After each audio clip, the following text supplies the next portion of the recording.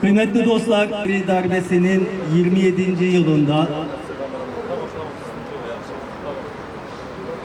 28. yıla girerken 28 Şubat'ı gerçekleştiren darbecilerin affedilmesiyle ilgili yapacağımız basın açıklaması öncesi hepiniz hoş geldiniz, sefa geldiniz.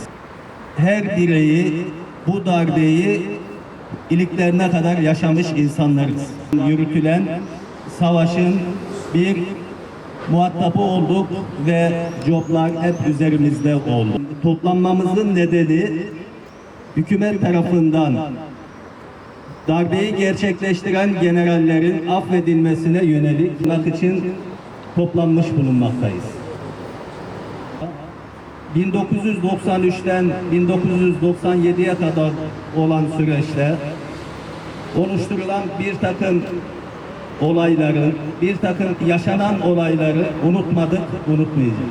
Platformu Başkanı Sayın Mustafa Kırıl'ı mikrofona davet ediyorum. Kısa açıklamaları için mikrofonu kullanarak, anayasadan aldığı yetkiyi kullanarak bu 7 tane askeri kocamışlıktan veyahut da sürekli hastalıktan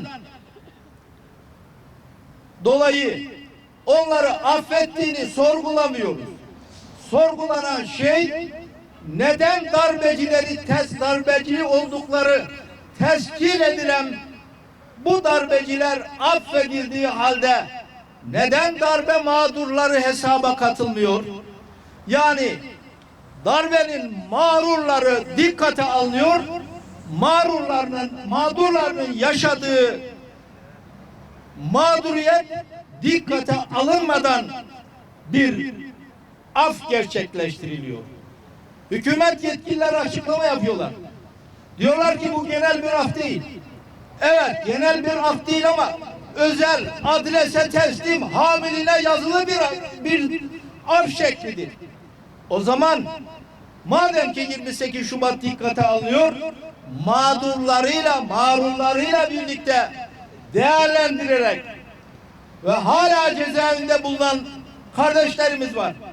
Neden darbe suçsa darbeye karşıtlık neden suç oluyor?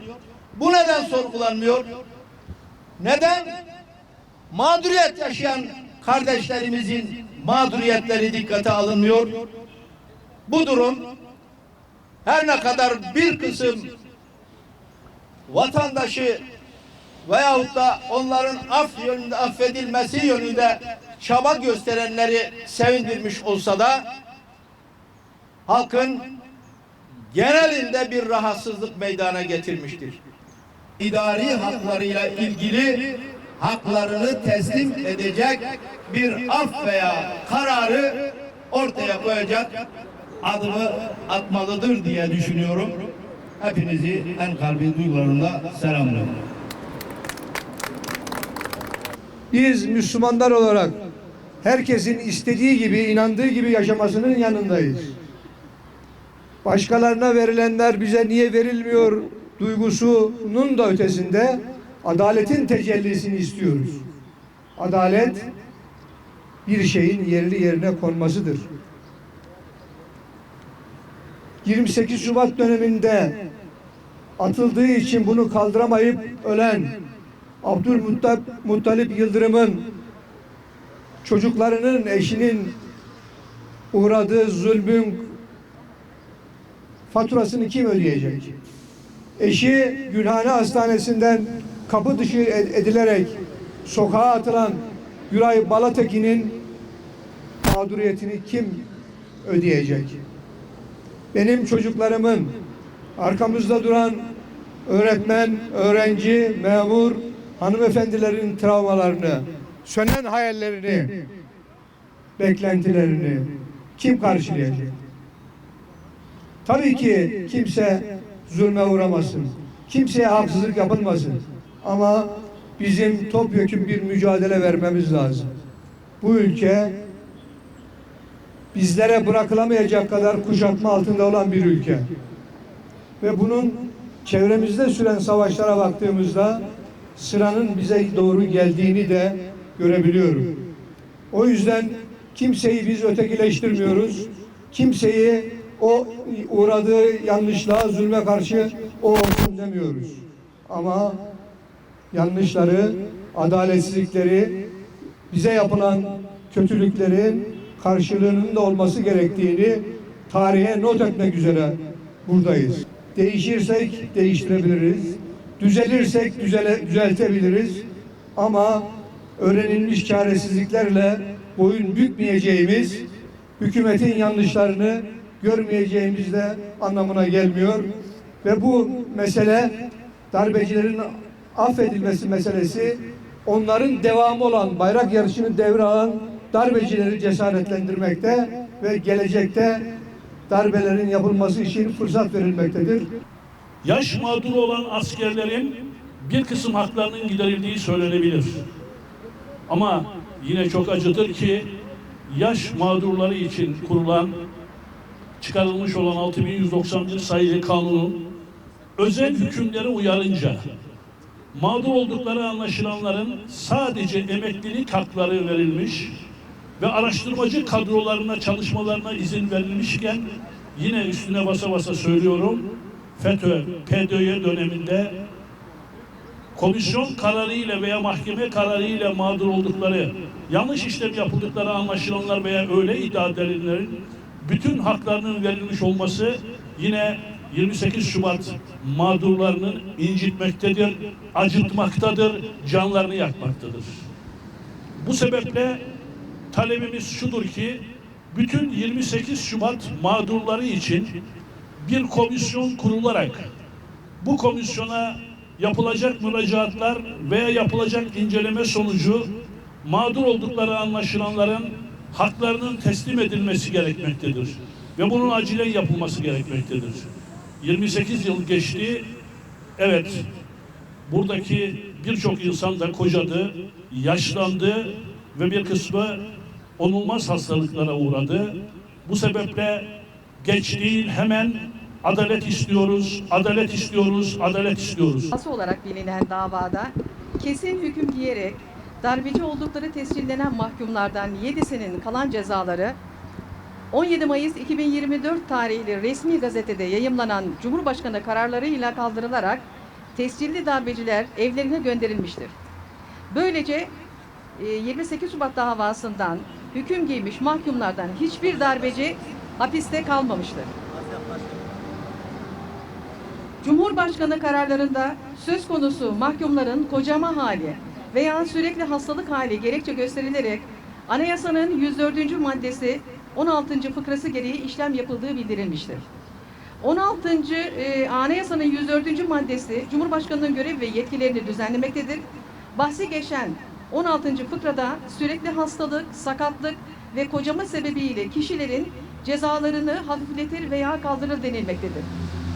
Değerli basın mensupları, görünen o ki Sayın Cumhurbaşkanımız darbecilere merhamet göstermiştir. İsteseydi o zalimlerin hak ettikleri cezaları sonuna kadar çekmelerini sağlayabilirdi. İsteseydi cezaları kaldırma hakkını kullanmaz, hapishanede kalmalarını sağlayabilirdi. Ama Cumhurbaşkanımız cezaları tamamen kaldırmayı tercih etmiştir. Bize göre cezaların kaldırılmış olması darbeci mahkumların affedilmesi demektir. Sayın Cumhurbaşkanımızın kararını makamına duyduğumuz saygı ve kendisine duyduğumuz sevgi gereği saygıyla karşılıyoruz. Ancak bu karara katılmıyoruz. Çünkü darbe suçlularının cezalandırılmadığı, darbe mağdurlarının haklarının iade edilmediği her darbe bir sonraki darbeye ve vesayet odaklarını cesaretlendirmekte ve başka darbeleri de zemin hazırlamaktadır. Bu karar kamu vicdanını yaralamıştır. Bu karar kamu vicdanında karşılık bulmamıştır. Bu karar 28 Şubat dönemi mağdur ve mazlumlarının kalbini kırmıştır. Bu karar 28 Şubat döneminde somut hak kaybına uğramış, hayatı mahvolmuş olan binlerce insanımızın yüreğini dağlamıştır. Bu karar adalet terazisini zalimlerden yana eğmiştir. Değerli basın mensupları, sizlerin şahitliğinde Sayın Cumhurbaşkanımıza seslenmek istiyoruz. Sayın Cumhurbaşkanımız, 28 Şubat döneminde zulmen hapislere atılan halen hapislerde çürümeye devam eden yüzlerce mazlum var. Onlar da kocadı. Onlar da sürekli hastalık sahibi. Ne yazık ki onlar darbecilere verilen olağanüstü toleranslı sağlık raporlarını nedense bir türlü alamıyorlar. Nedense onlar zat-ı ailenizin merhametine bir türlü mazhar olamıyorlar. Onları ne zaman göreceksiniz? Sayın Cumhurbaşkanımız, 28 Şubat döneminde somut hak kaybına uğrayan ve halen haklarına kavuşamayan çok sayıda mağdur halen sizlerden gelecek güzel bir haberi beklemekte. Evet, bizler de kocadık. Sürekli hastalıklar bizleri de bulmaya başladı. Acaba darbecilere gösterdiğiniz merhamete mağdurlar daha layık değil mi ki halen meclis kapılarında beklemekte? Sayın Cumhurbaşkanımız, adalet terazisinin iki kefesi vardır. Bir kefesinde zalime ceza, diğer kefesinde mazluma hakkını vermek vardır. Bu karar göstermiştir ki terazi şaşmıştır. Zalimin izzeti, mazlumun zilleti devam etmiştir. Madem ki olan olmuş, darbeciler affedilmiştir. Devletimiz hiç olmazsa hak sahiplerinin hakkını tam olarak teslim etmelidir. Sayın Cumhurbaşkanımız, 28 Şubat dönemi olağan dışı bir dönemdir. O dönemde yaşanan tüm zulümler, hak kayıpları da olağan dışıdır. O nedenle kaybolan hakların telafisi de olağan usullerle değil, ancak olağanüstü dönemlerin ilacı olan olağanüstü yetkili komisyon ile yapılabilir. FETÖ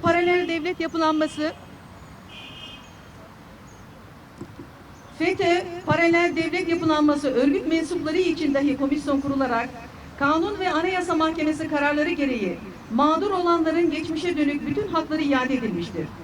28 Şubat mağdurları için böyle bir komisyon kurulmaması mağdurları derinden yaralamaktadır. Zaten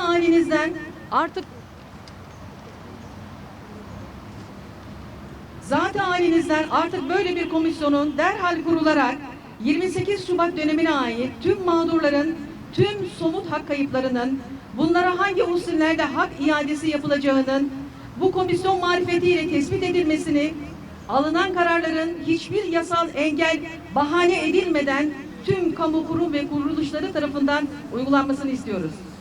Sayın Cumhurbaşkanımız, 28 Şubat Komisyonu derhal kurulmalıdır. Toplumsal barış için bu komisyon kurulması elzemdir. 2025 yılında 28 Şubat'ın 28. yılı dolacaktır. 2025 olmadan, 28 yıl dolmadan, yarın değil, hemen şimdi harekete geçmenizi bekliyoruz. Adalet mülkün temelidir sözünün sahibi Hazreti Ömer'i kendisine rehber edindiğini bildiğimiz bir Cumhurbaşkanımız var. Kendisinden bu sözün gereğini yerine getirmesini bekliyoruz. Değerli basın mensupları, kıymetli Hazirun, 28 Şubat Gönüllüleri Platformu, İHH İnsani Yardım Vakfı, Mazlum Der, ASDER, Ankara Sivil Toplum Platformu'nun katılımıyla hazırlanan basın açıklamamız burada sona ermiştir. Aksi halde mahkumiyet ve cezalandırma aracı olmaktan çıkıp mahpuslar ve aileler için daha ağır bir zulme dönüştürmektedir. Katılımınız için hepinize teşekkür ediyoruz. Sağ olun, var olun.